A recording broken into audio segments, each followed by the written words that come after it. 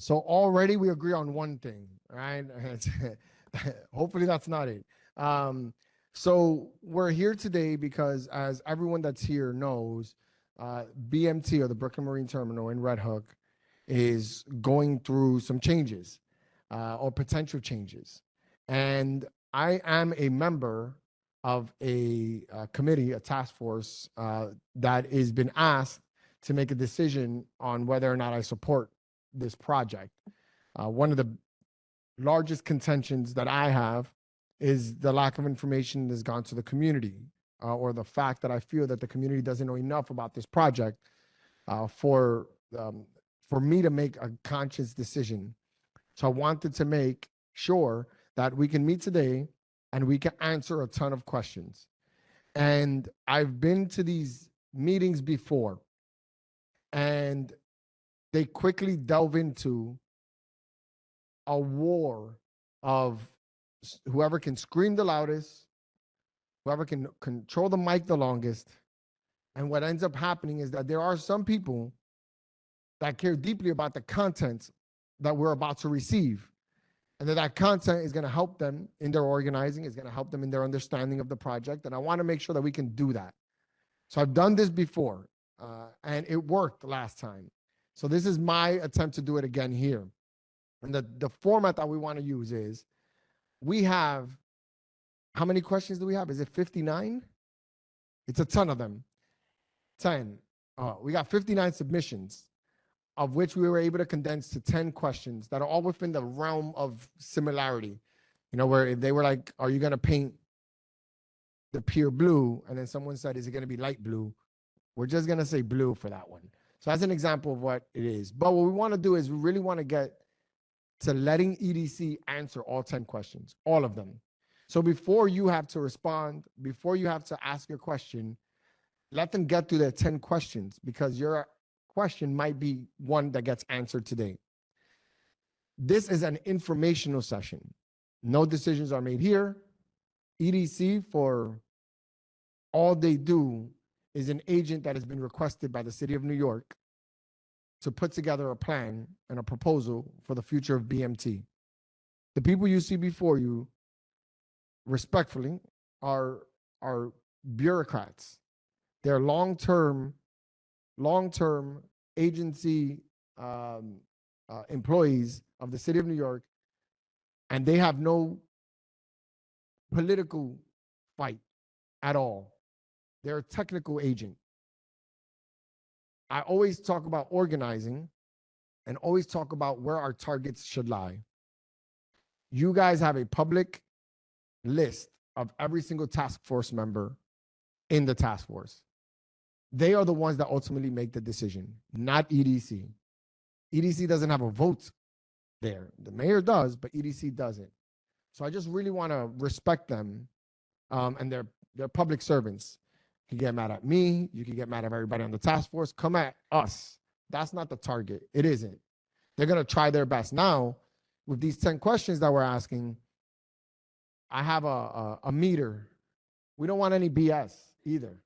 I don't want like pontificating. I don't want us half answering questions. I want thorough answers to the questions we set forth. Also, we're not surprising EDC. They got these questions beforehand. They should be prepared to answer these questions in a thorough and thoughtful way. We're not saying, hey, you know what, we're going to get back to you in a hearing, what traditionally happens in City Hall. If they're not ready to answer a question, they just say, we'll get back to you on that. And then it could take months before we get a response. We don't want that here. We want them to answer those 10 questions to the best of their ability, and that it be content, full of content. So I say that all because we have a limited time in this building. And if they only get through 4 questions or 3 questions, there are people here that want to be informed and want all 10 questions answered. And I want to give them an opportunity to know this project just as good as anyone else. So what we're going to do is we're going to have them all say their names and their positions, and then they have a system by which they're going to communicate these questions and answer them for you. So this is my attempt at getting information to the general public. Another thing is we have media here. We have some people in different newspapers here, and they're going to also be getting possibly some new information that I want them to get out to the general public as well. As much everything we can do to get all this information to the public is valuable. The last thing I would say is that I am on this committee, on this task force, and I know a ton about what's happening, but even I don't know everything. And even I have tons of questions. And if I don't feel comfortable, there's no way you, who have never been in the room, can possibly feel comfortable. So in that acknowledgement, the fact that I don't know everything or I don't feel comfortable being able to tell you everything is, again, the premise by which we put this together. So I just want to know, from like head nods or hands, are we okay with the rule of play here? Are we okay with it? Hands up. Are we okay with the rule of play? All right. For the most part, we got like 80% there. That's a good number. The next thing is, if we don't answer your question at the end of this, we want you to give us your questions that you think weren't answered, because we are going to get the information and publicly do the best we can to put it out into the public. So I want to say thank you to everyone that's here for taking the time out. And I'm going to say a couple of things. We are in a time in politics where we have the right to not show up to anything, to just give up and just really feel like, what are we doing this for? And there's still people every day showing up to events like this, to get involved in civic engagement, still going to community boards, still doing the work because they know how valuable it is. So I want to thank you for taking the time to be here today. And now I will turn it over to the Economic Development Corporation that will start by answering 10 questions. So please introduce yourselves. Thank you so much, Borough President. We absolutely appreciate your remarks and the opportunity to talk with you and the great folks of Brooklyn. My name is Mikkel Adgate. I serve as the Senior Vice President for Government and Community Relations at EDC. Hi, good evening. My name is David Lowen. I am the Senior Vice President for Developments in the Asset Management Division of EDC. Good evening, everyone. I'm Jennifer Sun, and I'm the Executive Vice President of the Planning Division at EDC. Good evening. Thank you, and thank you, Mr. Borough We President. just got to put the mics as Hello. close. We're going to raise the volume, but if you could put them as close to your mouth. Hello. There you go. Thank you. My name is Matthew Furlong. I'm a Senior Vice President in the Real Estate Transactions Group. Thank you. So Borough President, just before we jump into the questions, we did have just a couple of slides to walk through because we don't want to assume that everybody in the room has been at one of our public meetings before. So we'll have a very brief opportunity to sort of talk you through the process and where we are in terms of the vision, and then we'll pivot to the questions as the Borough President laid out. So first off, just to orient where we are when we use the phrase Brooklyn Marine Terminal, we're talking about the 122-acre site that is just south of Brooklyn Bridge Park in the Brooklyn waterfront that spans Pier 7 all the way down to Pier 12 at Red Hook with the Brooklyn Cruise Terminal. So this was a site that for many years was governed by a tri-party agreement between the City of New York, the State of New York, and the Port Authority of New York and New Jersey. And over the years, the site suffered from a significant lack of investment. Several piers actually were condemned and had to be taken offline. And last May, the mayor, the governor, and the Port Authority announced an agreement where the City of New York would take over the Brooklyn Marine Terminal and would launch a vision plan and engagement plan to reimagine the future of the site. So when we talk about Brooklyn Marine Terminal, we're talking about the site that you see in orange, again, 122 acres. And we set out at the time of the announcement to think about how we could transform this site into a modern maritime port. So still maritime at the heart of the vision, but also mixed uses, so community uses, and we'll talk more about those details. Where should I point the pointer? Point over here. Okay, we can go backwards. There we go, forwards. All right, so this is very small text, and I apologize for that, but the borough president asked about engagement, and there's been a lot of different conversations about how has the community been engaged through this process. When you talk about 122 acres, that spans 2 council districts, 2 state assembly districts, a state senator, obviously the congressman, and multiple neighborhoods. And I see many folks in the room from the different neighborhoods, Red Hook to the south, Columbia Street waterfront to the north. And so we started out with an intro workshop last August 2024. And over the last 10 months or so have had a wide variety of engagement opportunities. So we have done site tours of the site. We have done workshops with NYCHA. We have done small info sessions. We've done large public workshops.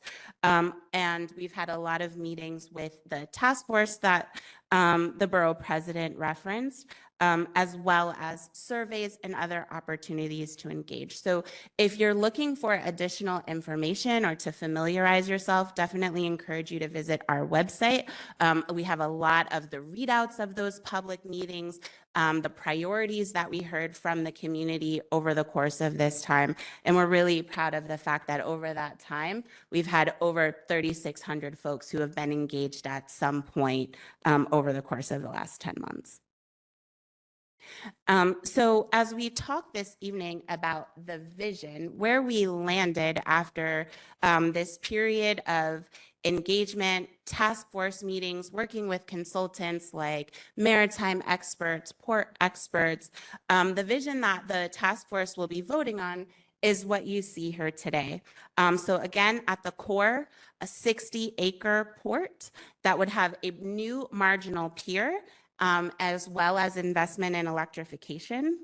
And then the mixed uses span 3 separate districts along the site. So starting at the north, what we call BMT North, this is 3,800 units of housing at a rate of 35% affordability. So over 1,300 units of permanently affordable housing and 17 acres of open space. And I'll go through this quickly because we'll go into each of these elements in more detail. Atlantic Basin, which is at Pier 11, so just to the south of the container terminal, 2,200 units of housing, over 700 of which would be permanently affordable, and 11 acres of public open space that would connect to a new state-of-the-art Brooklyn cruise terminal. And then to the south, BMT South, this is a site that is currently owned by UPS. But there's been discussions about having the UPS site included into the vision for BMT. And that would result in 1,700 units of housing, nearly 600 of which would be permanently affordable, and 7 acres of public open space. So in addition to the housing and the open space, we're talking about light industrial uses.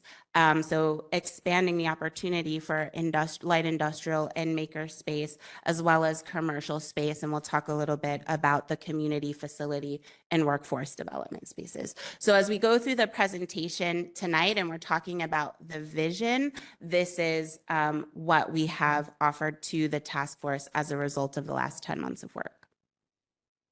So the big question is, what will the task force vote on? And so to be clear, the idea of having a task force that would vote on a proposal was really a negotiation between the city of New York and the task force leadership. So that's Congressman Dan Goldman, State Senator Gunardis, and Council Member Aviles. And they were very clear that if the city was taking over this site and was going to, reimagine this large amount of acreage for the future, then it would be important to have experts, elected officials, community members, and so on that would be engaged in the planning, be engaged in all of the information that we would be getting through the process, and that they would be a decision-making body that would have the ability to vote yes or no about whether the project would move forward through the state approvals process known as GPP, or General Project Plan. So again, the task force is the 28-member body. They have been, working with us over the last several months, and they ultimately will approve the final vision plan. And so in terms of what they will be voting on, it will be a development framework. So the site plan that we just shared, as well as guiding principles or goals for the development, and commitments that the city is making to the community as part of the development. So they will be voting on that full package. So I'm going to stop there and hand it over to my colleague Jennifer Sun, who's going to go into a little bit more detail into the site plan that we shared. Thank you, Mikkel.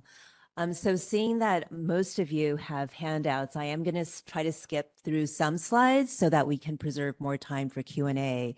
But let me just take a moment to walk through some of our site planning, starting with the port, because as we announced last May, a fundamental component of this plan was to really work together in understanding what would be necessary in order for this container terminal at Red Hook to become even more competitive and efficient and environmentally sustainable for the future, recognizing that the port, even though the Port Authority did not value it in the same way as the city, because it is not a large-scale container port like what we see at Howland Hook or in New Jersey in terms of the volume of refrigerated or other containers that it can handle.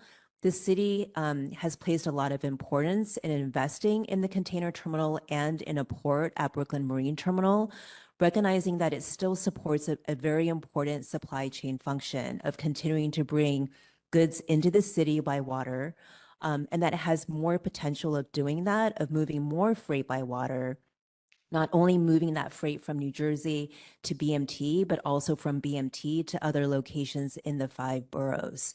And so with the support of a port planning consultant team called Moffitt and Nickel that has done master planning in other ports across the country and around the world, through industry outreach to shippers and port operators that are making decisions about where to ship goods in the Northeast, and also the support of new leadership at EDC. We have a new head of asset management, Giacomo Landi, who actually comes from the shipping industry. He worked for a very long time at one of the major shipping companies, Maersk, and was also involved in investing in ports. And so he has the experience of understanding supply chains, as well as from an investment perspective, what are you looking for in order to actually invest in modernizing port facilities across the world? So through a combination of that expertise, we really applied that to looking at how we could create a more modern and competitive port that really competes with ports like Port of Delaware, Port of Philadelphia. These are well-established ports who move similar types of goods, refrigerated foods, in and out of the Northeast. So with all of that in mind, we have this proposed 60-acre port. The container terminal will continue to operate on Pier 10. That is where it is today. But through this plan, it would have the benefit of also expanding into a new marginal pier that replaces finger piers 8, 9A, and 9B to provide the length as well as the depth of pier that's important from a shipping perspective, a maritime perspective, to provide more efficient movement of containers across this larger pier. Being able to stack containers higher in the way that is standard for the maritime industry and other ports, and to also be able to stage more vessels at the same time simultaneously, hence the need for a longer berth. So you can have more than 2 or even 3 vessels berthed there at the same time.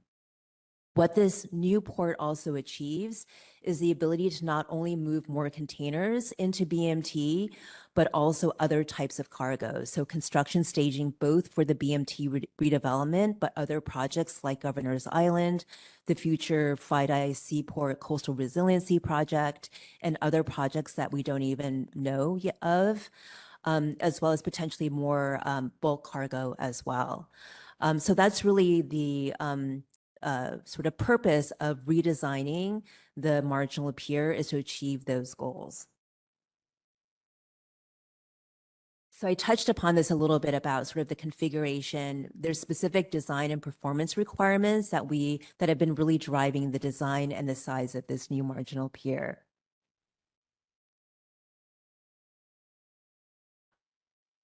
And just an important initiative that EDC and DOT have been investing a lot of effort into is creating a citywide Blue Highway network. This has been established in other cities like Paris, London, Norway even, but this will be the first time in the United States where we're really using our waterways to move freight in a fundamentally different way to compete with trucking, which is still the more established mode of moving freight around the city. And so with the creation of a citywide Blue Highway network, really taking the ability for EDC and its control of both passenger ferry landings and some freight ferry landings, and also smartly investing city capital in providing the Blue Highway infrastructure that's necessary to receive different types of freight in these landings. We're really supercharging with BMT as a primary anchor and Hunts Point as the sort of the first catalyst for the citywide network. This is just to kind of give you a sense from a spatial perspective, the idea of replacing truck trips with barging between BMT Hunts Point, and from Hunts Point also shipping what we call micro freight to other locations in the other 5 boroughs like Midtown Manhattan, downtown Manhattan, and other parts of the city. So as Mikhail touched upon, we are planning for a mixed-use program across the BMT site. And the way that we're thinking about this is in 3 distinct districts that kind of recognize the specific characteristics of adjoining neighborhoods to inform the kind of mixed-use program that we're proposing for each. So in BMT North, we really emphasize through task force input, delivering really sort of substantial and high quality open space, more pedestrian-oriented streets to really emphasize a pedestrian-centered experience and really creating a more livable neighborhood as an extension of the Columbia Street Waterfront District. Whereas Atlantic Avenue would maintain its light industrial character, but also become more of a new mixed-use waterfront district with more neighborhood retail as well as a hotel that can capture more cruise passengers to really support existing Red Hook businesses. And then we're proposing a potential partnership with UPS, which owns a 14-acre site immediately south of the BMT site, to potentially redevelop the UPS-owned site to support mixed use, including housing, affordable housing, new open space that ties into Valentino Pier Park, a new flood wall connection, as well as light industrial space and a cultural facility.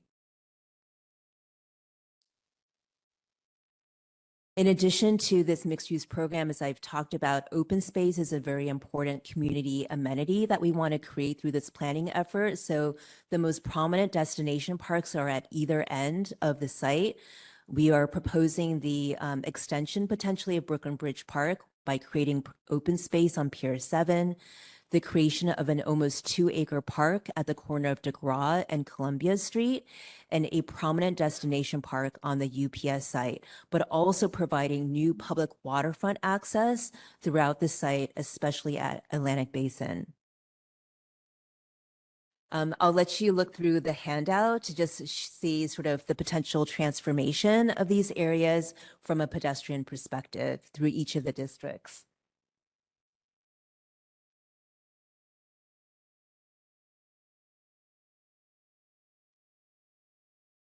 So another area that we've spent a lot of time on from a planning perspective with the task force is on transit, recognizing that there is a need to significantly improve transit access from Red Hook and also from the Columbia Street Waterfront District. And so what this tries to show is that we're really applying a comprehensive approach to thinking about how, through a combination of working with the MTA, leveraging EDC's control of the NYC ferry system, street design, building design, policy interventions, putting all of that into play to really push the envelope in increasing transit access, including bus service, increasing the frequency of ferry service, really designing more pedestrian priority streets, including the possibility of a few pedestrian-only streets in BMT North that strengthen east-west connections between the existing neighborhood and the new neighborhood at BMT.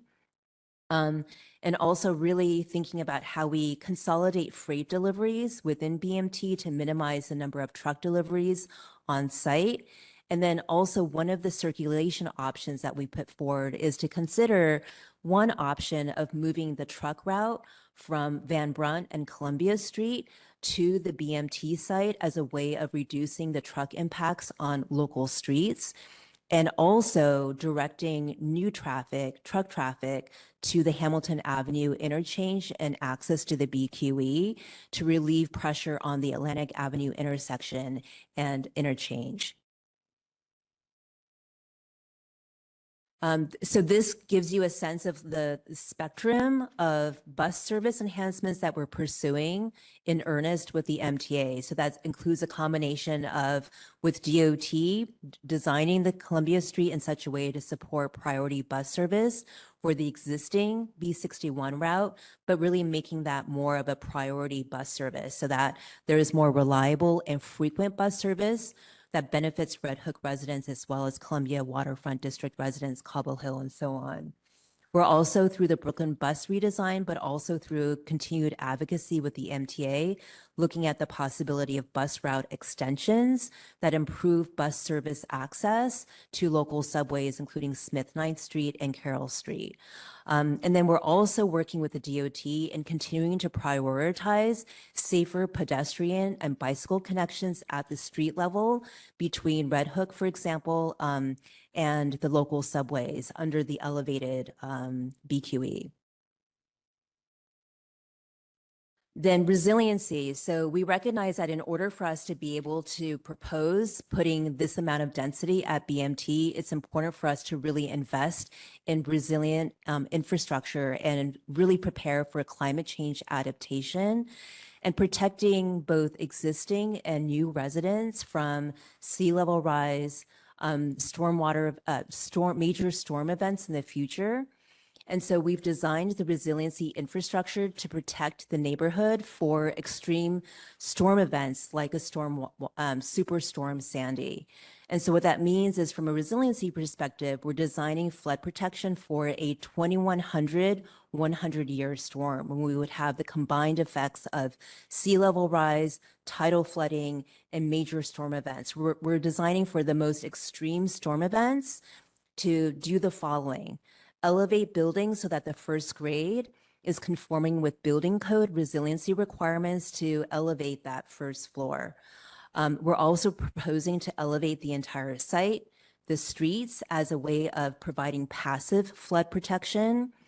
In addition to those interventions, we're also designing a flood wall at 21 feet to provide a higher level of flood protection against flooding and tidal wave inundation of the site.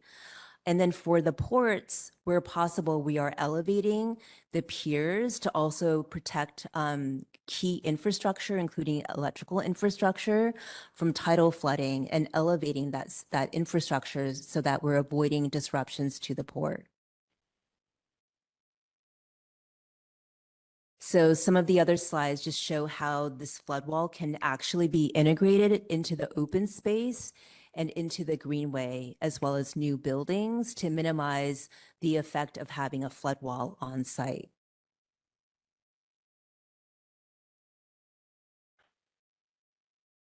So I'll hand this back over to Mikhail to talk about commitments. Thanks, Jennifer. So as I mentioned, as part of what the task force will be voting on, it's a set of guiding principles, it's the site plans, and it is also a set of commitments. And we're actively talking to task force members now about what those commitments will be. So to highlight some of the ones that we've mentioned already, but to clarify on others that haven't come up yet. The first is a commitment to 35% of units being permanently affordable. When we first started talking about housing at this site, we planned to mimic a program known as 485X, which has a minimum number of 25% of affordable units. And so the commitment to go up even further to 35% and all of those being permanently affordable.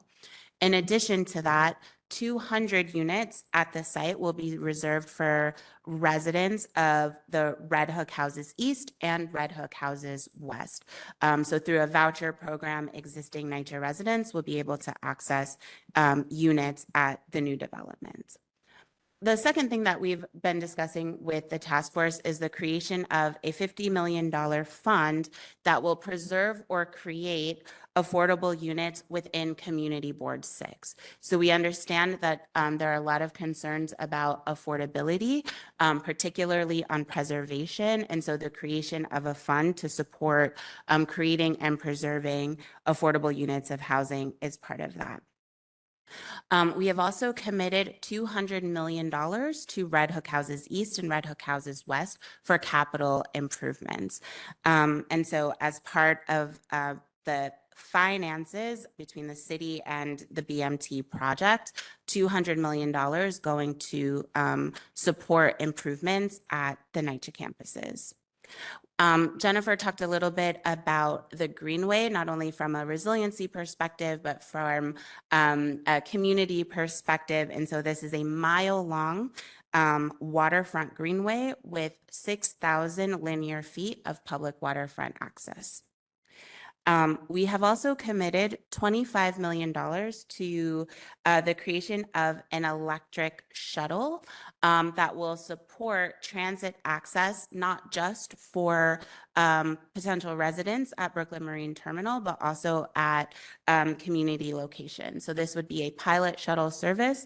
That $25 million would be set aside for to ensure that we're supporting connecting residents to existing transit.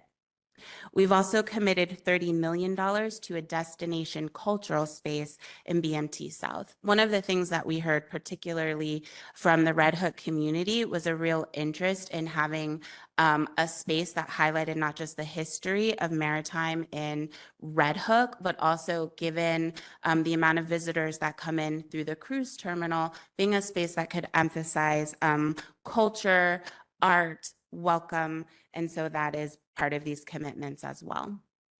One of the other pieces, and Jennifer talked about the industrial space across the site. In addition to discounted rents for industrial users, we would be setting aside a $10 million industrial developer fund to support industrial business development. And the last one to highlight here, I mentioned workforce development as being a key part of this effort. And we really didn't have time tonight to go into all of the ways that we're thinking about workforce development for the project, but just to highlight that we are setting aside $17 million to a dedicated workforce center at Pier 11 with a strong focus on maritime career development and maritime career access, as well as $12 million for ongoing workforce development programming. And we've gotten a lot of really good input from workforce development organizations across the community about how we can highlight and connect existing work that's being done and improve capacity and support. So I won't go through all of the details here, but just on slide 26, this is a full breakdown of the things that we discussed tonight, including some additional figures about our current analysis about the economic development opportunities here, both from a jobs creation perspective, as well as the overall economic impact. The last thing that we want to just touch on, one of the important questions that we've gotten from the task force, as well as the community, is what does long-term governance look like for a site like this? And so we are thinking about long-term governance and community engagement in a couple of different ways. So on slide, oh, I didn't move it. On slide 38, you can see that we have broken these down into two different categories. The first is pre-GPP approval. So that means the time between when the task force votes and should they vote to approve the plan to the time when the general project plan is approved by the state.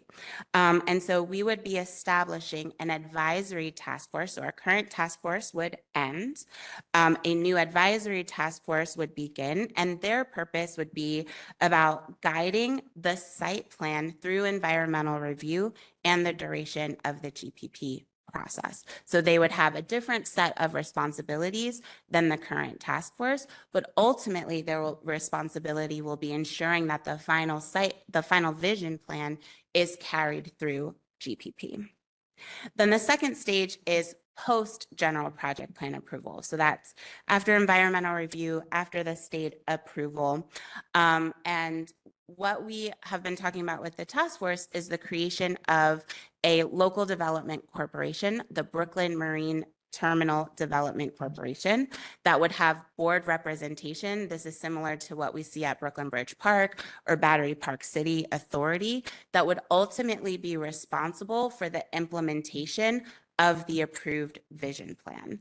So this entity would have financial responsibility for the operation of the BMT site, including all of the contracts and leases. And so you would have this development corporation with board seats that are focused on implementing the vision plan. But in addition to that, similar to what was created in Gowanus, there would be an oversight task force. And I know we're talking about a lot of task forces here. We should probably get some help on renaming things. But that oversight task force will, acting as an advisory entity, allow for continued community feedback and a forum for progress reports on the commitments. So these would be the site development commitments and follow through on the vision plan. So from an oversight perspective, you have both the development corporation and this oversight task force that are ensuring that the vision plan is implemented and that the commitments are met. So lastly, we'll just end on a note about the timeline. So as the borough president mentioned, the task force will be voting in June. And if they vote to continue on, then we would go into environmental review with a draft scope of work being delivered in August. And so there would be community meetings to talk about the draft environmental scope of work, followed by a scoping hearing in September. So we want to be clear that just at the time of the vote doesn't mean that community engagement ends. It continues through the process, with the development corporation being established by the end of this year. So those are the near-term timelines, and then you can see how we extend out through the process. So that is the last slide for us. I'll just leave up slide 41 that has a breakdown of more opportunities to engage with us. We have a public workshop scheduled for Monday, and we have several information sessions scheduled next week. And so I will stop there and turn it over to the borough president's team for the QA. Thank you.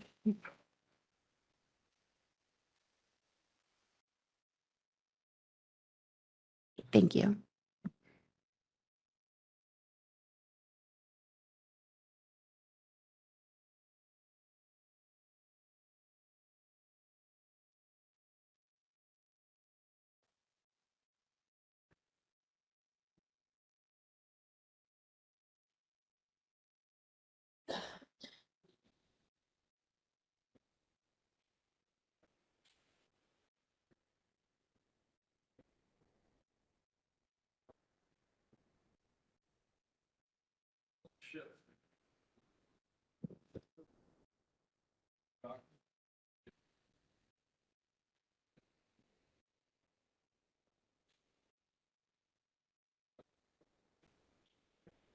Yeah, so because they can't hear you, and the format that we're gonna do, so anybody that came in here late, we have the 10 questions we're gonna ask after you got the preliminary introduction or presentation by EDC.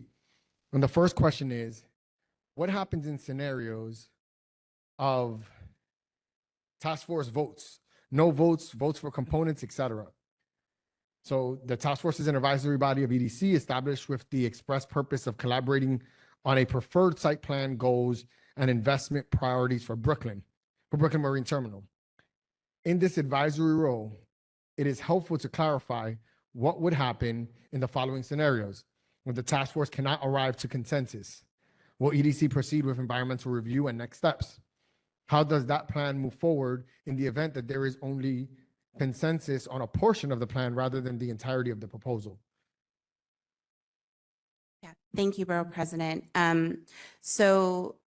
To be clear, and I mentioned this at the beginning, the agreement with the task force leadership is that the task force has the final approval on if the plan moves forward or not. So if the task force votes no, then the plan as it is currently would not move forward.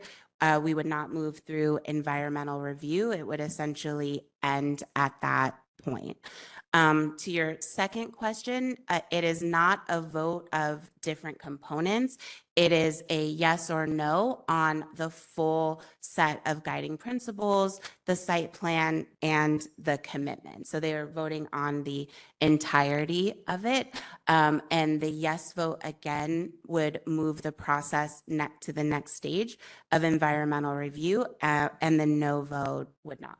Okay, thank you. So just for clarity, you either vote on the entire you can only vote on the entire project. There's no portions of it. If we like one portion of it and don't like the others, this is one vote for the entire project. And the second thing is that if it is voted down, it cannot proceed. The city of New York will not continue to proceed. It'll stop at that moment. The next mayor or this mayor, depending on the circumstances, decides they want to start this process again, that's on them. But as of there, it will not proceed without the support of the task force. Okay?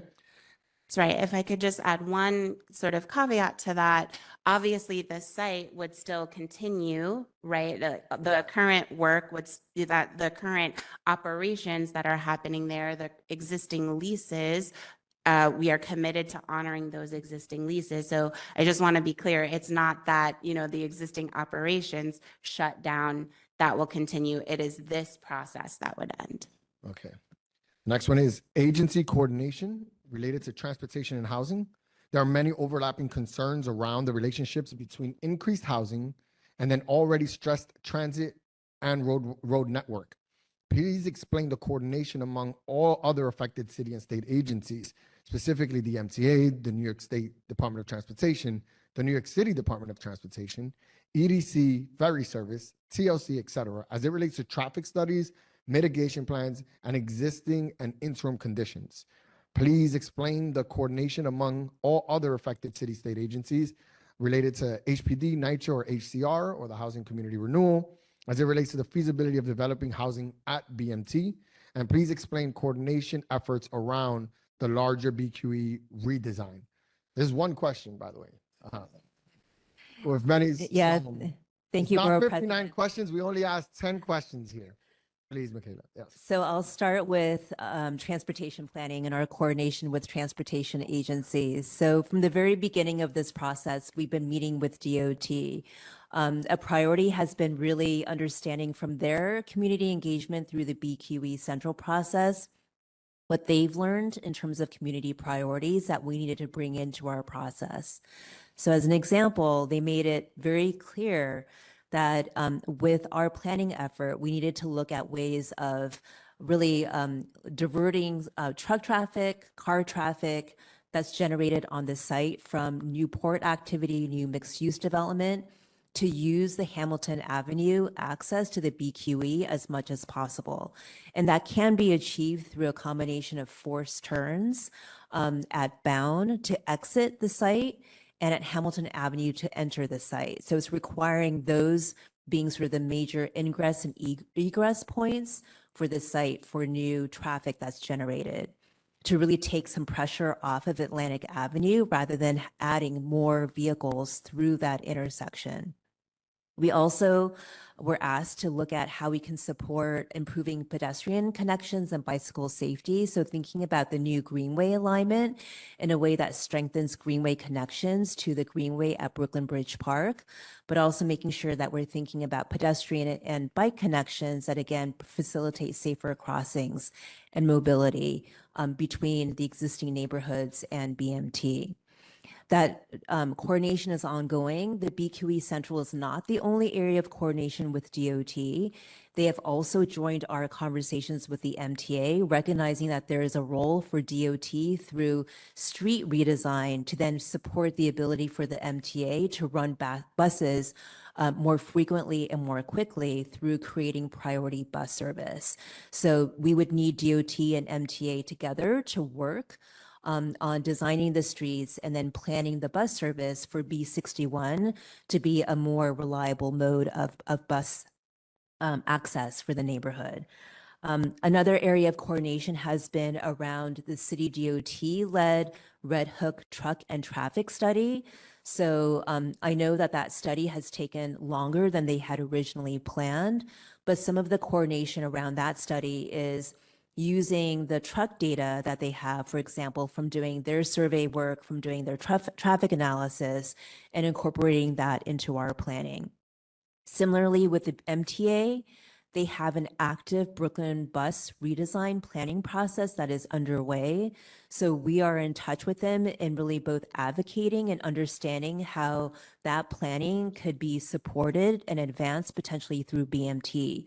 So when they're looking at bus route extensions to improve bus access for Red Hook residents and or at Atlantic Avenue, those are opportunities that could potentially be supported and moved forward through the BMT planning should the Brooklyn bus redesign prioritize those as recommendations coming out of the MTA process.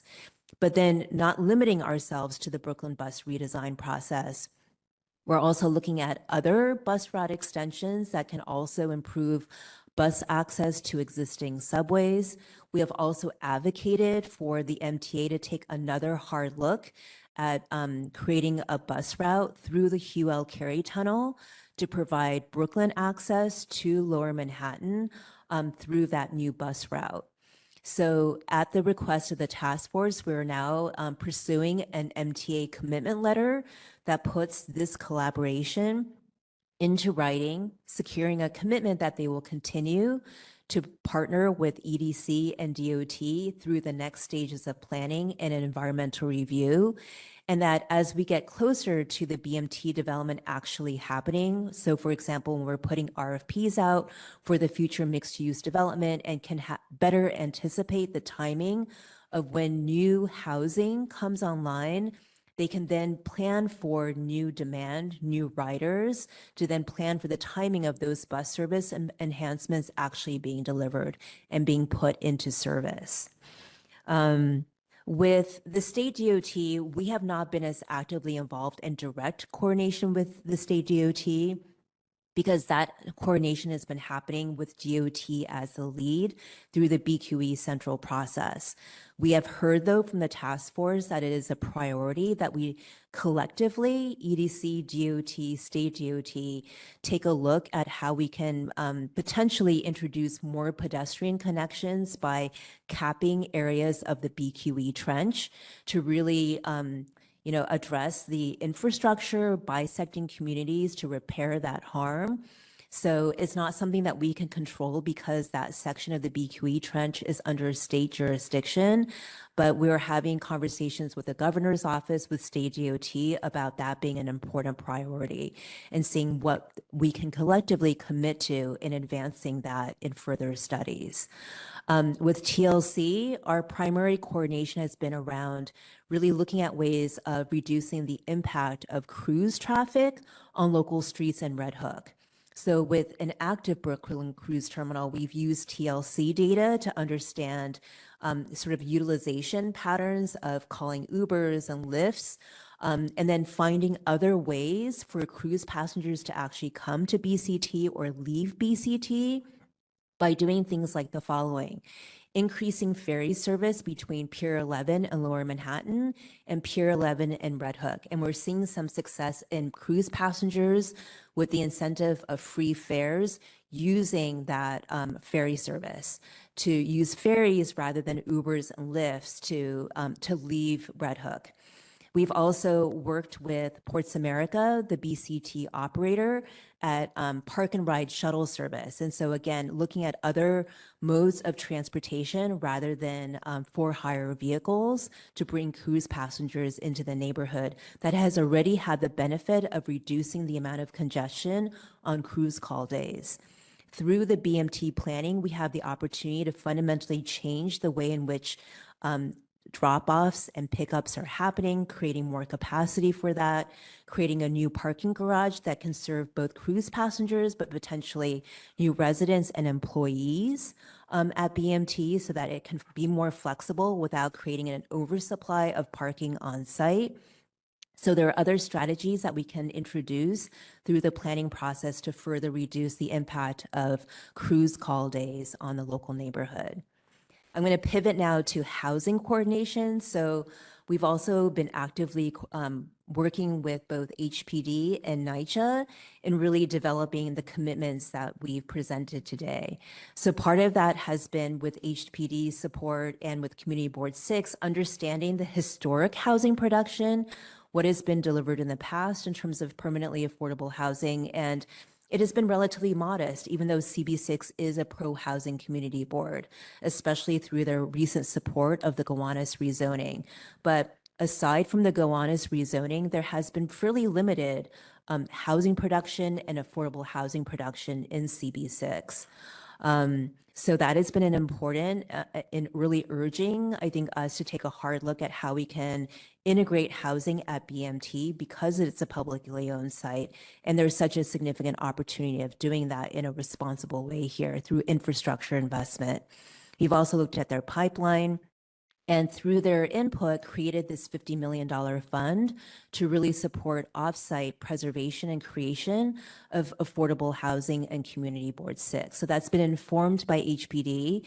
And when our planning moves forward, they will continue to be a partner in thinking about how to make the most of that $50 million fund to get as many additional units of affordable housing preserved and created in CB6, in addition to what we're delivering at BMT.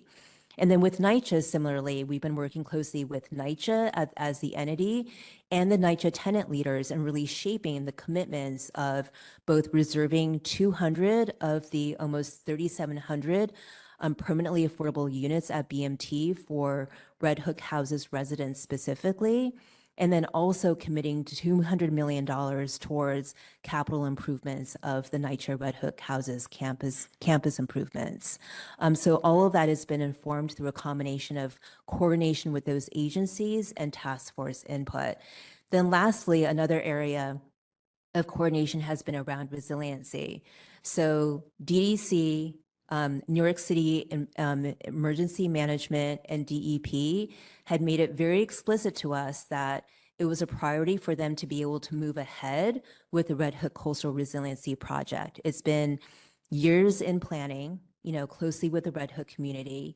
There's FEMA funding that's been pledged to that project in addition to city capital. And so our project does not conflict with their ability to move that project forward as planned. So they're planning to award that construction before the end of this year. There are two alignments, the Beard Street alignment and the Atlantic Basin alignment. They will start with Beard Street, and then they will move on to the Atlantic Basin alignment after they start the Beard Street alignment. That gives us time to further coordinate how the Atlantic Basin flood wall that will be delivered through Red Hook Coastal Resiliency will be planned with the new resiliency measures that are being introduced through the BMT plan. But essentially, they will, through the construction of their flood wall, provide a first line of defense with a 10-foot tall flood wall. And then we will layer in a higher flood wall at 21 feet that complements that flood wall to strengthen the layers of defense that will then be on site, both for future development and for the benefit of existing residents. So just a couple of things. So as of now, there's no transportation plan that speaks to the potential uh, increase of car traffic, foot traffic, ferry traffic. These are all potential works in the future. So when committee members or task force members are to vote, we don't necessarily know the traffic patterns, the increase in, these are all things that we're working on with DOT and other agencies. We And we don't have any commitments from MTA necessarily. So let me just clarify. So we've presented to the task force advisory groups and at public meetings 2 options for a circulation plan. So we do have a transportation plan for BMT. And some of the variations between those 2 options is where you put the truck route. Do you keep the truck routes where they are? Or do you potentially shift that truck route to the BMT campus? And then de-designate the existing truck routes, really with the goal of keeping the truck traffic off of local streets and moving it to the BMT site, and then having that directed to the Hamilton Avenue interchange. So that's a key sort of idea through our circulation plan. There are also a series of commitments that we've shared with the task force about how to really follow through in our transportation plan for increasing transit access, pedestrian connectivity through better designed streets and prioritizing pedestrian streets, through a wider greenway, which not only has recreational benefits and connecting to the existing greenway at Brooklyn Bridge Park, but also recognizing that the greenway is used by commuters. And so we're investing in a wider and a safer greenway that separates pedestrians from bicyclists and e-cargo bikes so that people can more safely and efficiently use the greenway as a mode for commuting as well. And then just the last one is also not diverting all foot traffic into a ferry service so they can go to Manhattan and spend their money. Just in Red Hook, specifically alongside local streets, some businesses want to figure out a way to encourage foot traffic in Red Hook. So we don't want it all gone when it's here. Vehicle traffic, that's a whole nother story. So development and implementation of the plan of agreement. I've experienced that the GPP at Atlantic Yards, the GPPs may not meet all their commitments. It is helpful to have a plan in place to communicate progress, setbacks, and shifts in project goals over time to the broader community. How have other agencies participated in the collective development, agreement, and buy-in and enforcement of the plan of agreement commitments that affect their agency? How will these agreements be codified between agency partners and the public?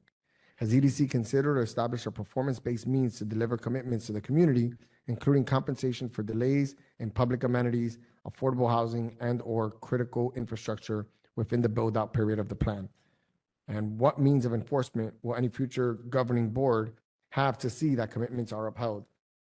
And this one is specifically for anyone that knows anything about Atlantic Yards. It's been sitting vacant for a long time, longer than anyone would like. There is an enforcement measure by which they're supposed to be paying fines for the housing not built, the affordable housing, $2,000 per unit. They owe almost $2 million already, and the city of New York has decided that they're not, or the state has decided that they don't need to fulfill those obligations. So should we not see these commitments and the points of agreement that are agreed upon by the task force, should they vote yes, how can we feel confident that you will actually follow through on enforcement as opposed to what we know that they're doing in the Atlantic Yards? Yeah, that's a good question. And obviously the recent experience of Atlantic Yards raises the temperature of that question even beyond what it would otherwise be. I think, as New Yorkers, we've all seen big projects like this happen in our lifetimes. This is not the only project of this size that has happened. And we have seen that some of these projects have followed through on all of their commitments, and you can look at a rendering from 10 years before the project was built, and it looks exactly like the project that we're walking through in real life. And other projects, unfortunately, like Atlantic Yards, have fallen short of their initial commitments.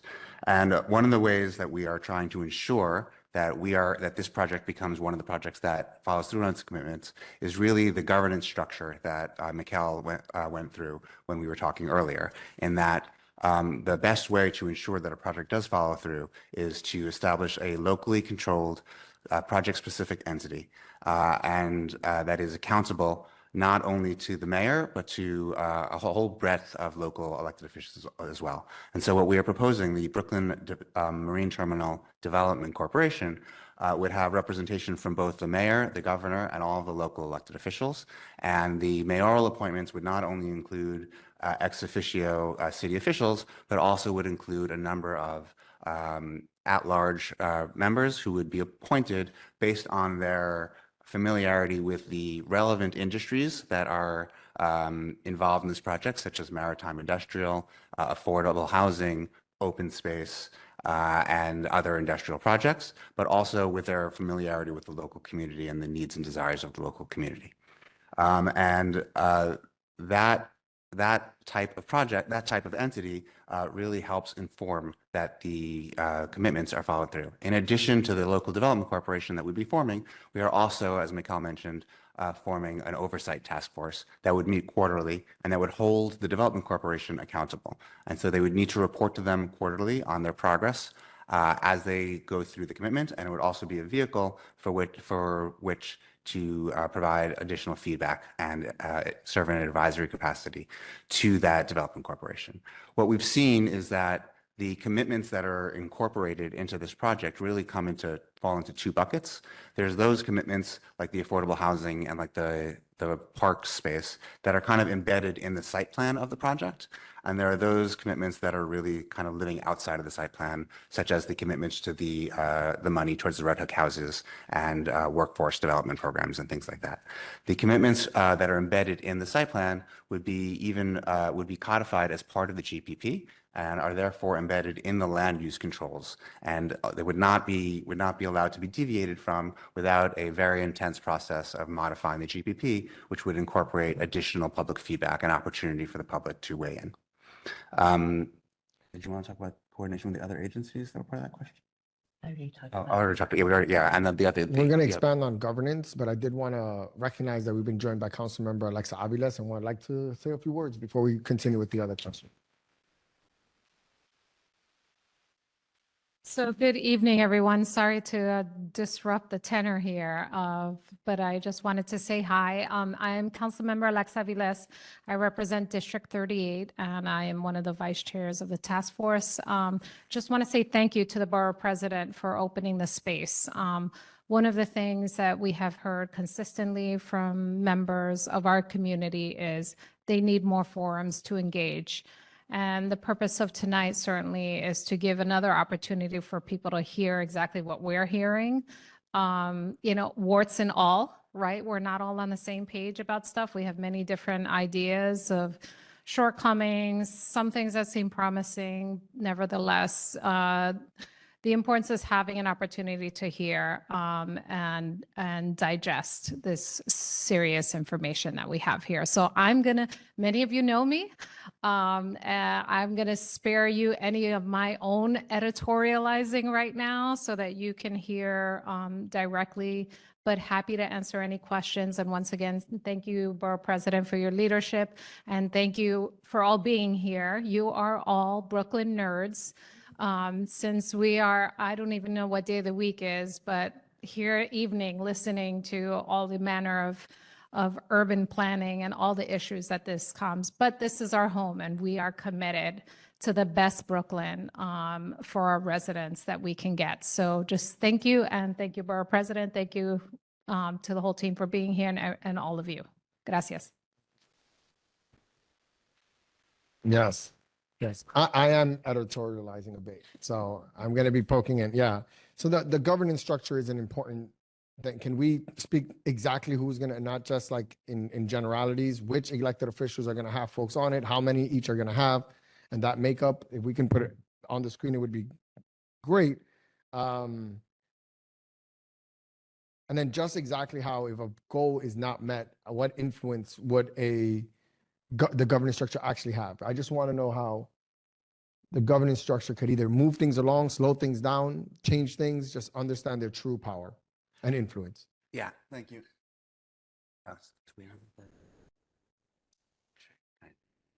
Yeah.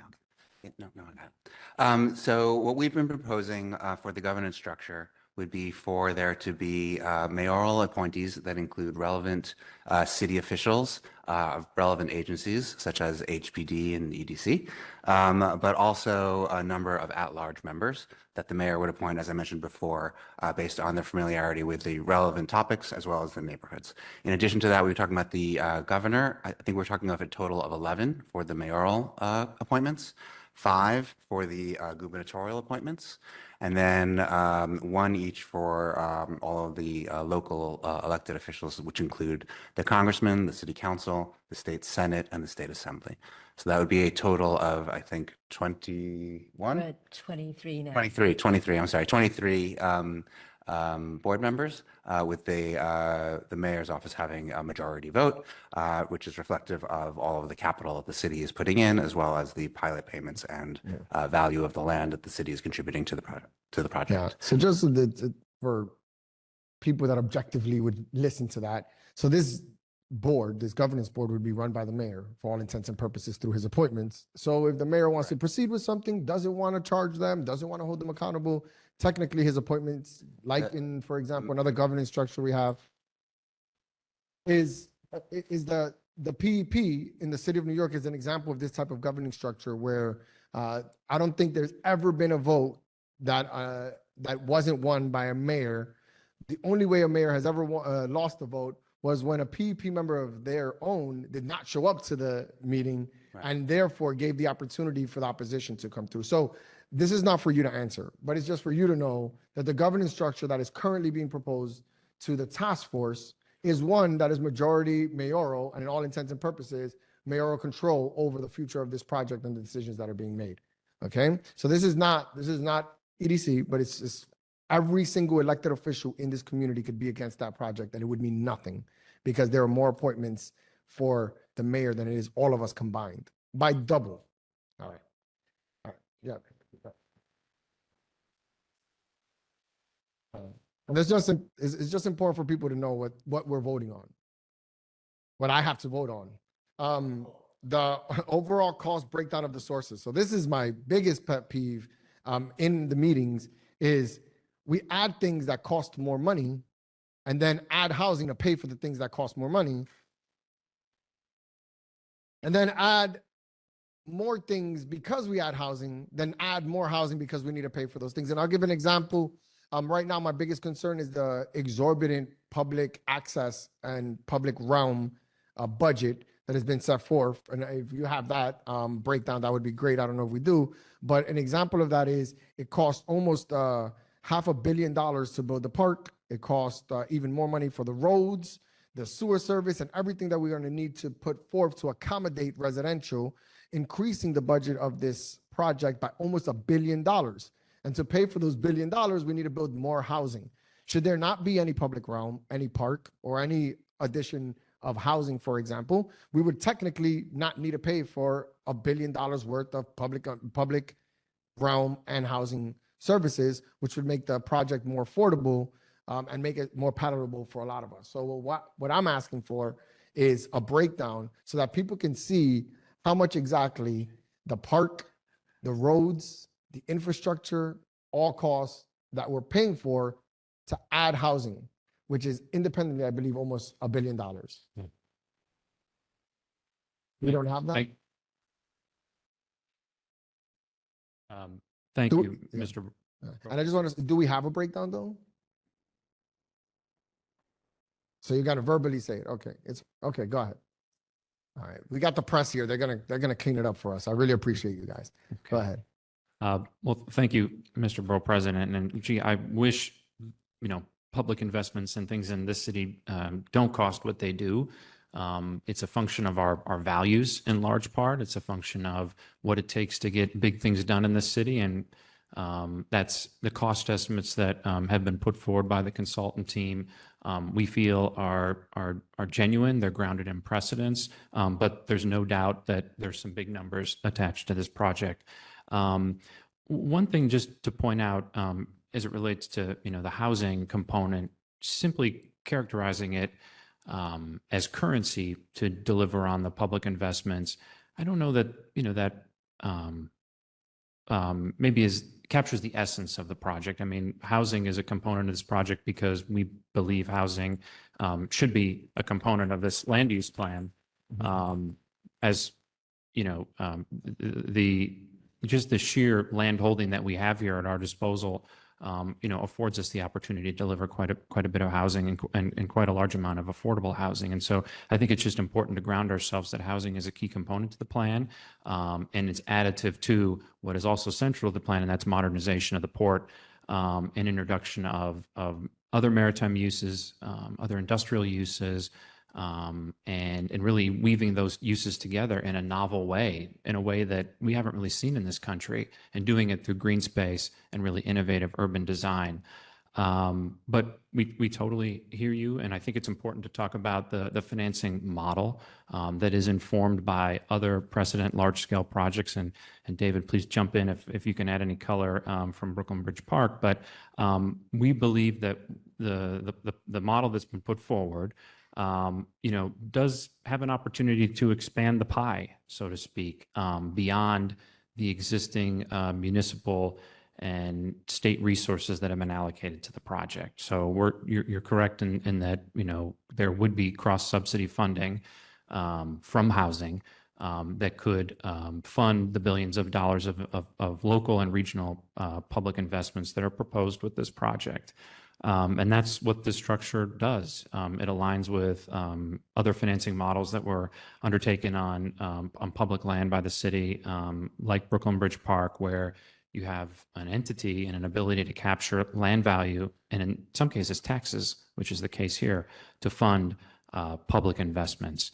And just a little further color, municipal budgets, in a way, are a zero-sum endeavor. Let's set the revenue side. And I think we can all agree that certain folks should be paying more. But just looking at the cost side, it's a dollar spent here is a dollar that wouldn't be spent in resource-deprived areas of the city, whether that's for schools, parks, affordable housing. And so, as stewards of this land, we need to be pragmatic about the fiscal realities we're facing in the city and at the state, and try to deliver as much public good as possible to stretch the public resources that we have, and do it on a time frame that is relevant for our lives, for our families' lives, and not 50 years from We now. need that. One So of- I'm Yeah, and one of the a things, couple of things. So I think what I'm There- trying just a couple of things. It's just like the color is going to get you in big trouble. Just because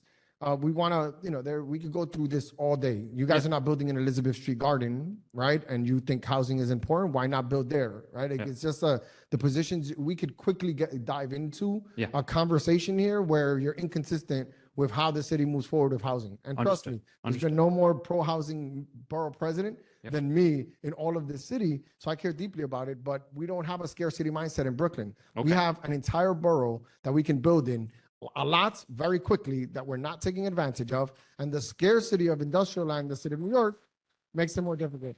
So I think you can, and I'm not saying that I'm against housing. I'm just saying you're going to get yourself in trouble if you're trying to preface this with the fact that this city is building housing. They've built 60,000 units of housing over the last 3 years in the city, or maybe even less.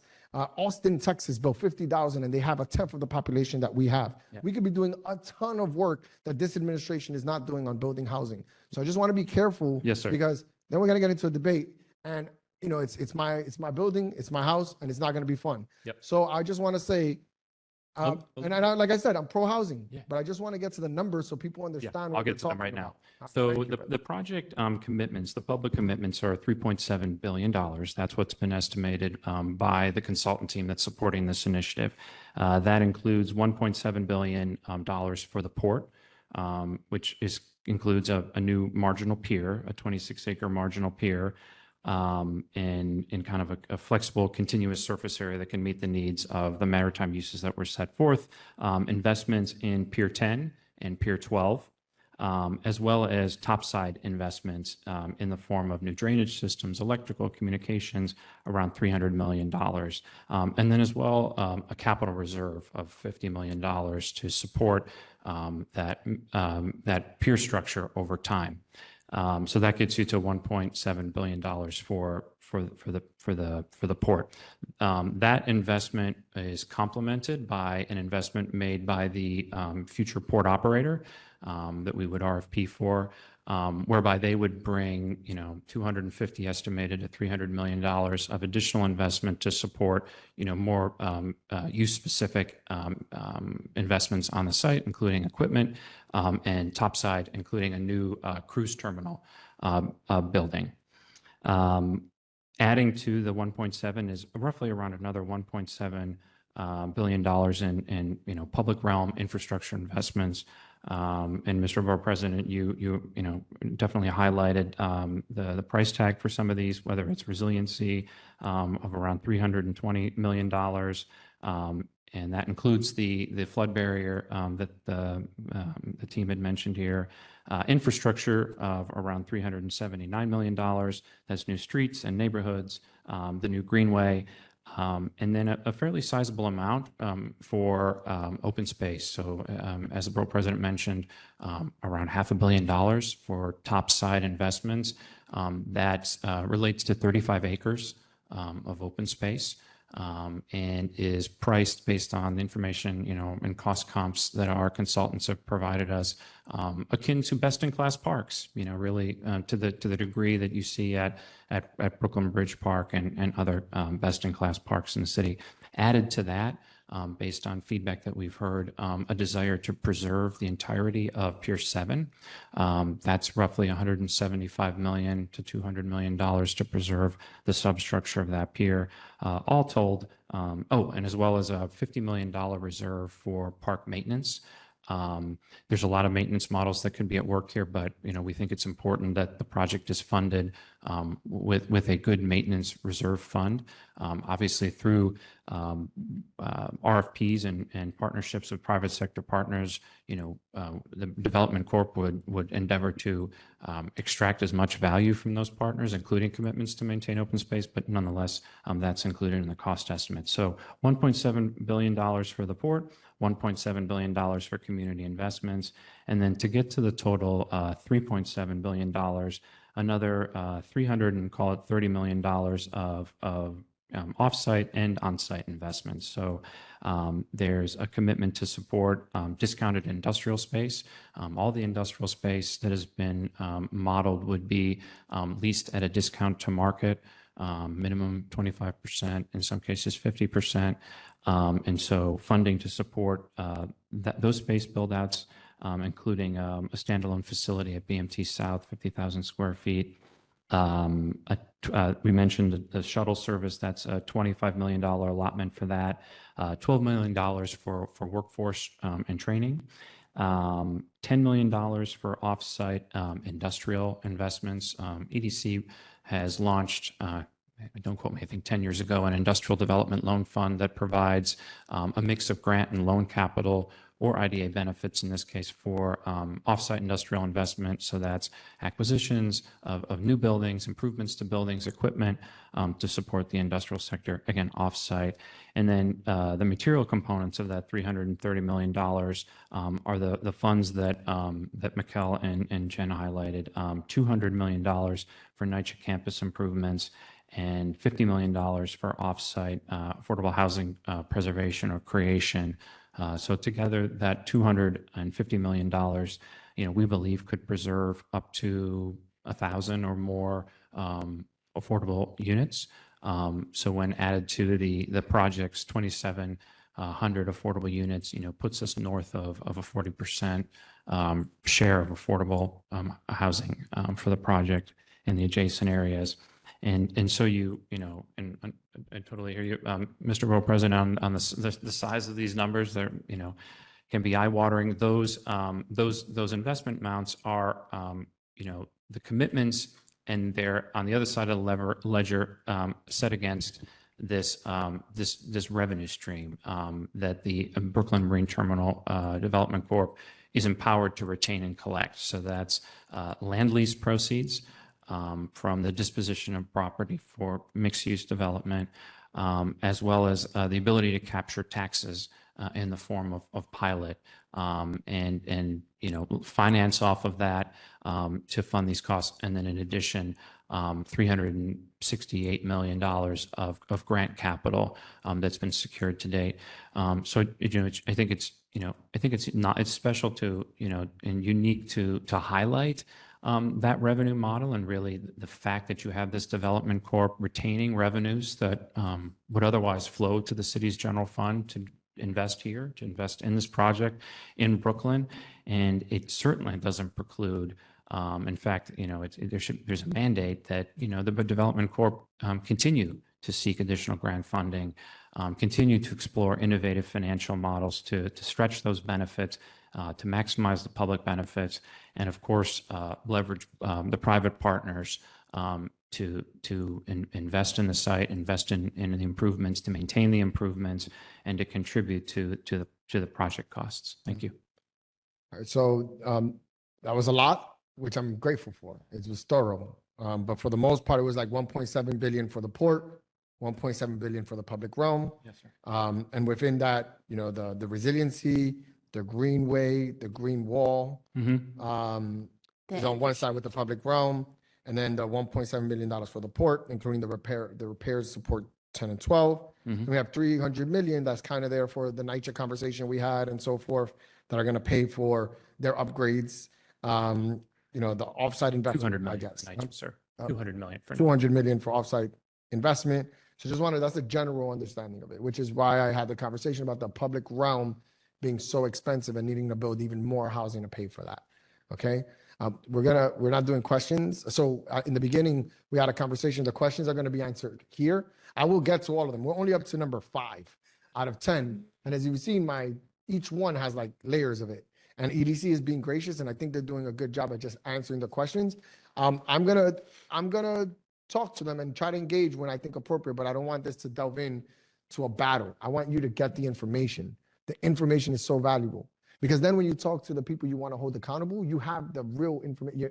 You're not doing it on passion and personal anecdotes and personal experience. You're doing it with data and information. You could tell somebody on that task force, you're voting for this, and I had a meeting with EDC and they said A, B, C, and D, word for word. And that is what I'm not happy with. Or I actually thought this was happening and it's not, so I'm happier or more supportive. We don't know. The information is valuable. It is king. Let's keep listening to it. The UPS site. So the UPS site here, I do want this one's a little different. It's not included in the site officially. It's something that they're thinking about bringing in. The UPS site was purchased under significant speculation. They overpaid for property in hopes to develop it long term. And for all intents and purposes, I feel like this is a bailout of the UPS site. Can we talk about its inclusion? How, if it's included in the governance structure, and whether we can hold it accountable, and what benefits, if any, do we get from including the UPS site in this project? Yeah, so the UPS site is still owned by UPS. They did pay a hefty price for it at the peak of the last mile facility bubble during the pandemic. They've made it clear to us both their interest in participating in this planning process and including their site to be entitled through the GPP process. And a key business term is that in order for us to move forward, should we get GPP approval for their site, they would be looking to be compensated for the acquisition costs of that site, whether we agree with that or not, but that they've made that business term clear to us as one of their conditions. They paid, I think, it's been reported that they've paid over $300 million for that site. So somebody else knows that more specifically. Our people know that. Our people know. Right. So they paid $300 million for it, and they're willing to sell it to us for God knows how much for us to do the potential 1,700 units of housing, 595 permanent affordable housing. I know this is small, so I'm going to try to read it out loud. 7 acres of public open space, a cultural facility, which I just want to know why it's not bold. If that's just I just want to make sure we know why. 50,000 square feet of industrial facility and 32,000 square feet of commercial space. So, so here the city would assume ownership of this property and develop this on that space? Is that what we're talking about? So the way that it would work through the GPP is that if we were to include them through the GPP process, the GPP is approved with the UPS as a part of the plan. We would then put an RFP out for a mixed-use private developer to then propose the acquisition of that site and the development of that site, either with UPS remaining as a development partner or to buy them out. The title would be with BMTDC, the Future Local Development Corporation, so they would be able to enforce the terms of the lease should the UPS site become a part of the overall project. So that's sort of the mechanism by which UPS would be included. Yeah. And I That was just just- want to clarify Go ahead, go one ahead. thing about Yes, please. about the comment you made about bailing out UPS. Yes. So, and just building on what Jen just said, we were going to issue an RFP for a developer to propose, that there's a certain entitlement that will be included in the GPP, and the developer would be bidding on that.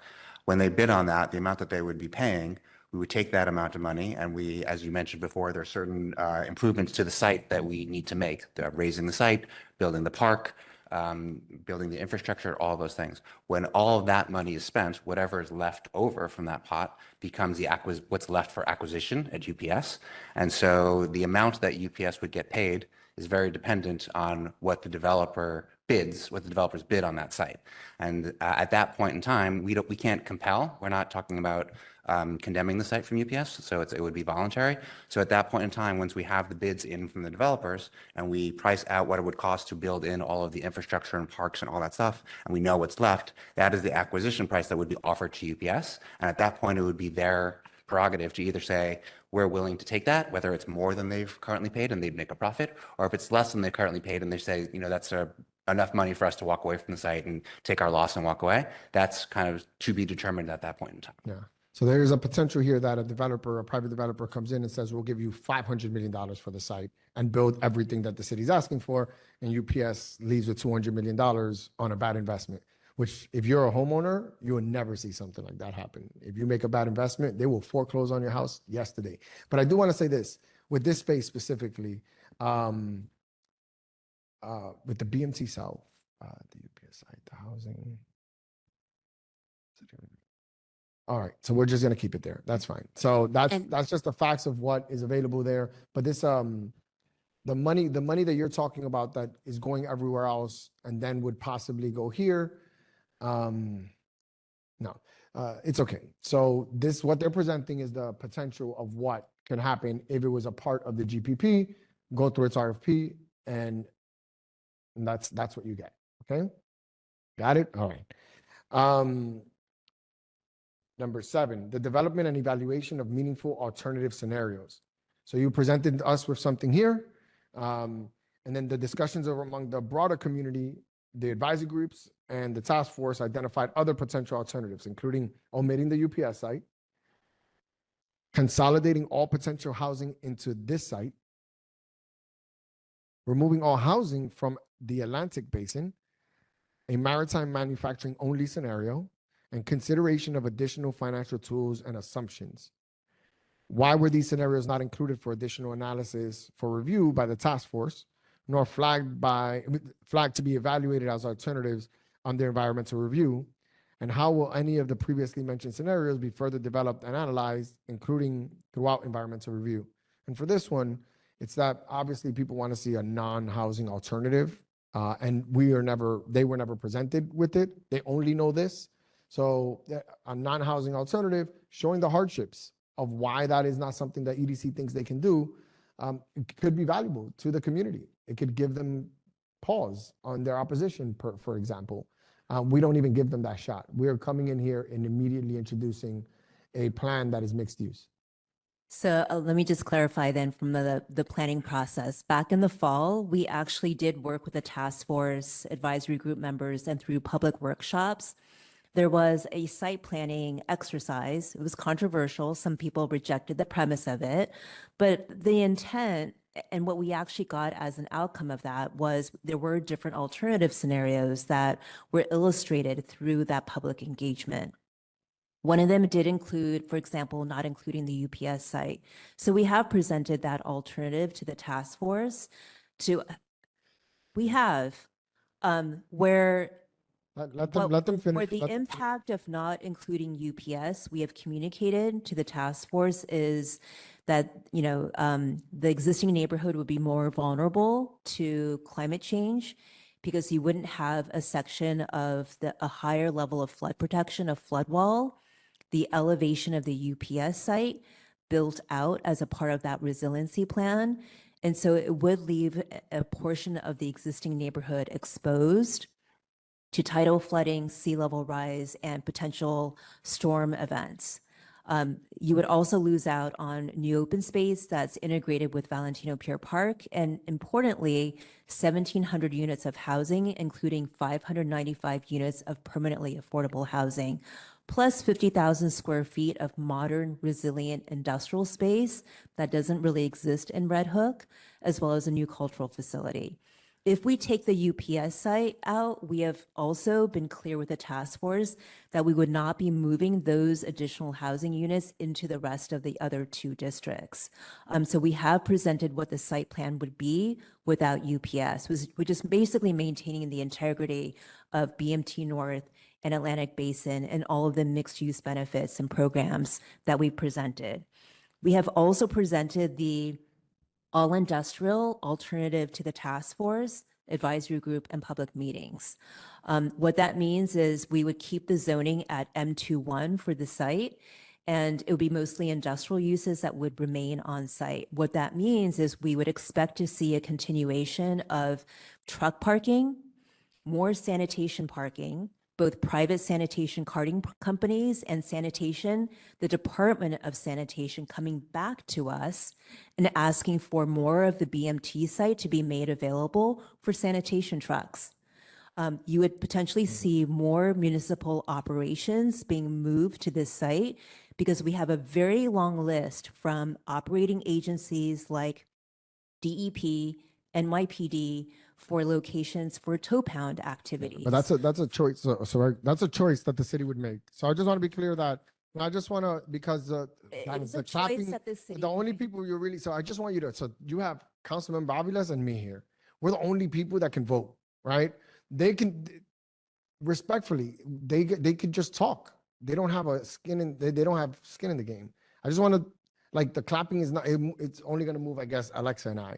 So I just don't want to target what they're saying, but I just want to say it's a choice that you can make if you were to put forth an RFP for this site to a private operator. The private operator can say, I need all 123 acres and I need to do X, Y, and Z, and none of it would involve the use of space by the city. Now, if the city wants to bully its way in or make people feel like they made a mistake, they'll say, let's just stuff it with a bunch of trucks to make them angry. That's a choice that you can make. So so I just want to, like, be careful about, like, these alternatives that you already talking about alternative use. You don't even know what the container and flex terminal operating opportunities are because we haven't done an RFP to see who the operator is. The operator could be doing fish. They could be doing plantains. They could be doing skateboards. We don't know what the heck they're going to do there. So just pushing a potential result of not doing a industrial only plan, but not talking about the potential of the one you have is just not fair, because technically the city could also just put trucks inside the container and flex terminal area. So I just want to be careful. Like, you guys are going to lose me in this system. No, the system that we're doing here, I want you guys to try your best. Now, you saying that the city is really focused, they do want housing and they want to be clear that housing is important to them. That is fair. But after that, we got to be careful how far you take it. I'm going to keep interrupting and inserting myself if I feel like you guys are doing a little too much. And that, giving those alternatives of the trucks that could be there, more trucks, more things to scare us, just don't do that. Don't do that. So respectfully, Borough President, it is not an empty threat. It is because we have the responsibility of building more housing throughout the city that if we can't build it at BMT, we would relocate municipal operations to BMT to free up potential housing sites elsewhere so that we can then realizing housing off-site. That's fine. So, That's fine. So If it's not that's an fine. empty threat. Moreover, There are industrial uses as of right that would not require ULURP. And so we're talking about a range of industrial uses like, again, parking, equipment and materials storage, which arguably is industrial, maybe some of it is even maritime, which would be allowed as of right without ULURP. Right, So but I it's don't- not an empty threat, It it's is. just I'm being It very is. factual. What other projects are you in talking? Just tell me, about just tell me this what other alternative. projects, what other project? Like if it's in Brooklyn, I want to know about it because I have a say to the land use process. And so does Councilmember Alex Aviles and all the council members in Brooklyn. You have other alternative sites that you want to build housing on in the city of New York, and potentially those sites are currently used for parking of these or for storage. Let me know which ones they are that you're thinking about that, because I might be open to it and be excited about building housing in alternative locations and talking to the people of Red Hook and in and around this area that maybe, yeah, you're going to get a parking garage but I don't have those alternatives. Those weren't presented to me. Where are you building this housing? Where? So there is an executive order that the mayor had issued to charge operating agencies to work closely with HPD, HDC, EDC, for example, and really looking at taking a hard look at current sites that are being used for municipal operations, their potential and the cost of relocating those uses to then redevelop those sites for housing instead. I can ask the person who's leading that initiative to follow up with your office to Would be great. provide a list of what Brooklyn sites are under consideration. Right. So, and that's important because in those we could have conversations about what the potential of developing those, the impact it would have in other sites throughout Brooklyn. So it's just not it's just not real. It's just not I fair. can say that is real, and I'll share this experience having worked at a nonprofit housing development organization in Chinatown, where there's a prominent DEP facility near the Manhattan Bridge. In that community, there is a desperate need for more housing and affordable housing, and that's one of the sites, for example, that is being charged as being subject to evaluation for removing that DEP operation, not necessarily to BMT, but moving it somewhere else in order to treat that DEP site next to the Manhattan Bridge as a housing site. Well, that's what I'm trying to say, but not necessarily at the BMT site, right? Why we have under the BQE in Williamsburg, there's a ton of space there that is underutilized and can't be used for public space that we could build a tall garage to house a lot of these vehicles that you're talking about. And I'm not saying that's what I want. I'm just saying you don't know the alternatives. We could make this whole stuff up, the whole thing. There's so many places. We have a Floyd Bennett Field is completely empty in the city of New York, and you guys need space. Go talk to your new friend Donald Trump that the mayor likes so much, and maybe he can make a deal with him on a federal field to build parking spaces there. I just don't like this idea that everything is fait complete, that we've already made decisions that if we don't use this space the way you want to use it, that we're gonna get trucks. That's not necessarily true. The potential for that to happen, absolutely, but it's not necessarily true. You cannot do that. And if you are, then that's a whole different meeting that we would have, not this meeting. So I just disagree. I think I get what you're saying. I just disagree with it. I just want to add one other outcome of the industrial only site, whether it winds up being city controlled industrial uses or private sector industrial uses, based on just a knowledge of the industrial market. None of those uses would generate enough revenue to pay for the maintenance of the maritime waterfront that's there. The waterfront property to maintain, it takes a battering from the East River every day. It falls apart. Part of the reason we're in the situation we're in right now is because the Port Authority neglected to invest the millions of dollars in the waterfront that is required to keep it up and running.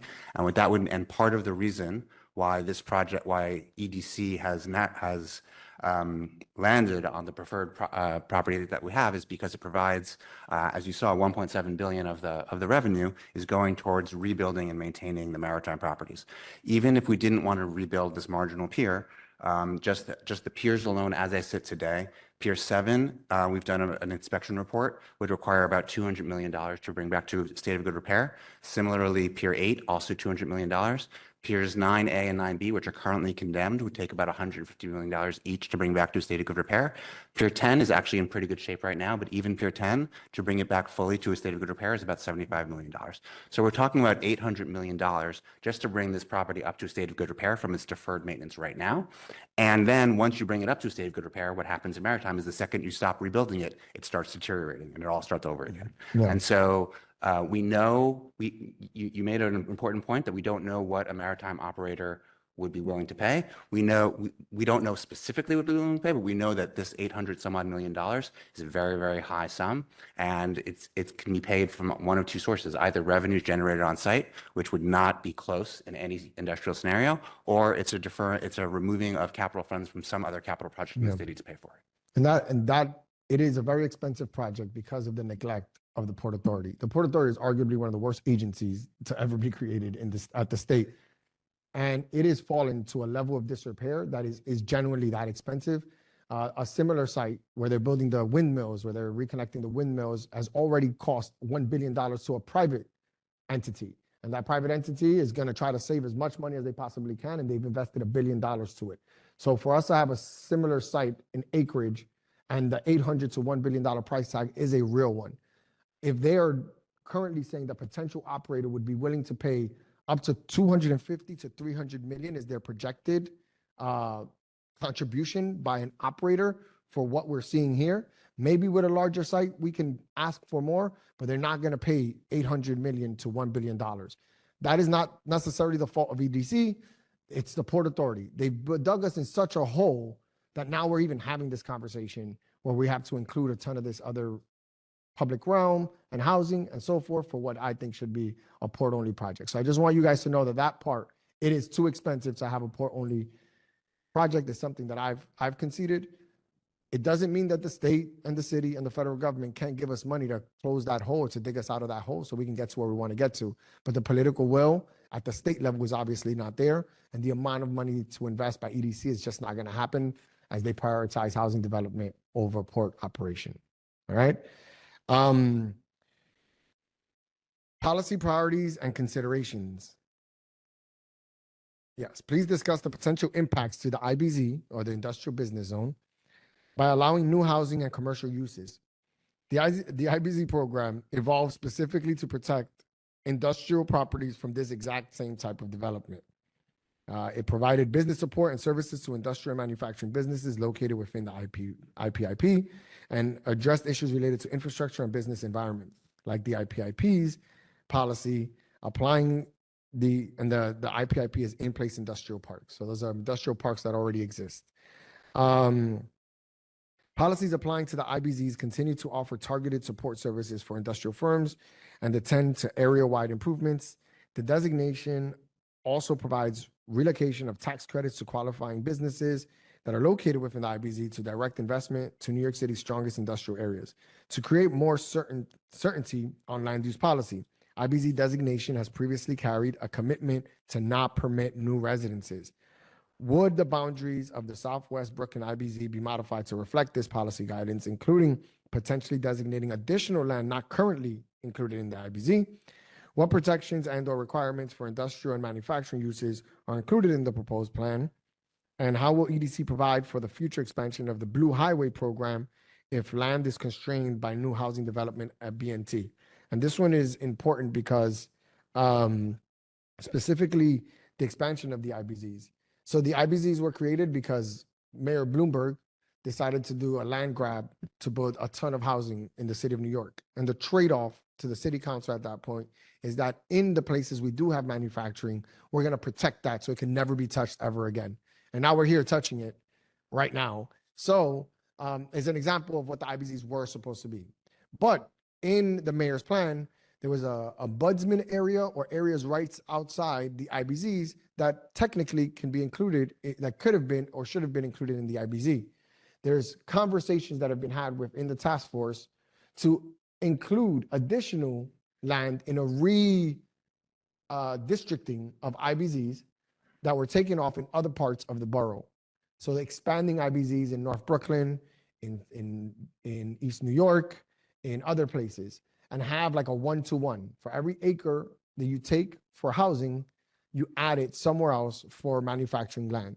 It was a conversation that was had. I'm not saying anybody agreed to it or anything of that sort, but the idea here is that we don't lose manufacturing square footage in the city of New York, especially if we're talking about an IBZ. So just want to have a conversation about what we're doing with the IBZ. Thank you for the question. And, this is one from a policy perspective that has been really interesting given the timing. So first off, important to note that EDC has a significant industrial portfolio in the Bronx, the Hunts Point Food Distribution Center in Sunset Park between the Brooklyn Army Terminal and so on. And so industrial planning has been a core part of the work that we do. But last year, the City Council passed a bill requiring that the Department of City Planning, the New York City Economic Development Corporation, and Small Business Services work together on the creation of an industrial action plan. And so since last fall, EDC and these agencies have been working to be responsive to that council legislation by thinking critically about industrial planning, land use planning, job creation. EDC is participating in that effort in a couple of different ways.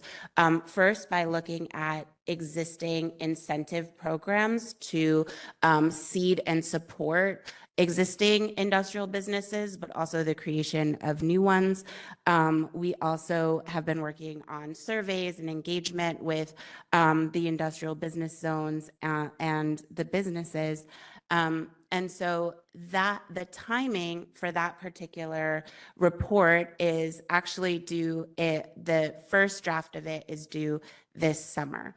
And so the broader conversation about industrial planning across the city is actively happening right now in response to the city council legislation. And so as the BMT process has been traveling along on a similar yet different timeline and trajectory, there's obviously been a lot of conversation about industrial planning for the site. The borough president mentioned some of those conversations. But important to note that for the current proposal, in addition to the 60-acre port, there is the 275,000 square feet of industrial space. So the borough president mentioned the standalone building at BMT South that's proposed, a standalone industrial building at Pier 11 as well. And so it's not a complete removal of industrial, particularly on the light industrial space, but it is about thinking about these uses in light of what we have heard from the community as other priorities, some of which we mentioned, the resiliency, the open space, and so on. So your question about the protections and requirements for industrial and manufacturing, again, that goes back to what David was highlighting about the role of the Brooklyn Marine Terminal Development Corporation, who would be responsible for ensuring that that space is delivered. We have talked about the $10 million in the Industrial Development Fund to support industrial development uses. And then a big piece of this, in addition to the lower rents on the industrial space, is also supporting the facility build out. We've heard a lot about what it takes to, purchase equipment and so on. One of the things that has come up in our community conversations that I want to highlight here is that last year we put out our Green Economy Action Plan and a roadmap for job creation for the green economy, which really thinks about light industrial, workforce development, and so on. And what for us, I think the council member mentioned the nerdy urban planner people.